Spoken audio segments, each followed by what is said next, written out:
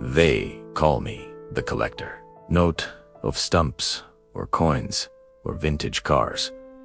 I collect regrets. Every night, they flow across this polished mahogany bar, carried on whispers and sighs, served neat or on the rocks. I'm just a bartender, but in this dimly lit sanctuary, I become a confessor, a keeper of secrets. I've heard it all. The businessman who regrets choosing his career over his family, his voice cracking as he stares into an empty glass of scotch. The young artist who regrets not taking that scholarship abroad, wondering about the masterpieces she never painted. The old man who regrets not saying I love you one last time, his tears mingling with the condensation on his beer mug. Each story is a phantom limb, an ache for a life unlived. I listen, I nod, I pour another drink, I offer a quiet word, a moment of shared silence. It's a strange intimacy, this collection of sorrow.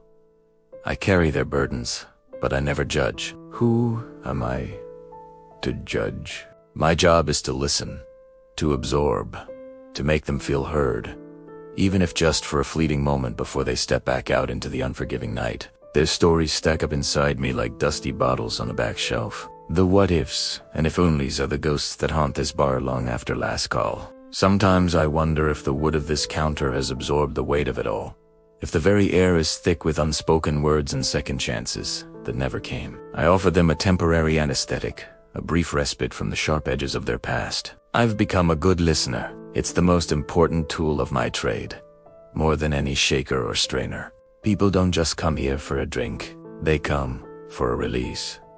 They spilled their darkest moments, their most painful memories, and I just catch them. I hold them, and for that night, the burden is a little lighter. They walk out a bit straighter, leaving a piece of their past behind on a coaster. But last night, something was different. A young woman, new to this place, with eyes that held a storm of their own, sat where so many others had. She told me about a friendship she'd let wither, a simple misunderstanding that had grown into a chasm of silence. I listened, just as I always do. I poured her a gin and tonic, and she drank it down like medicine. Then, as the bar was emptying and the city outside was quieting down, she looked right at me, not at my hands pouring a drink, not at the bottles behind me, but right into my eyes. "You've heard it all, haven't you?" she asked, her voice soft. He just nodded. "So," she continued, leaning forward slightly, "what about you, bartender? What's your biggest regret?"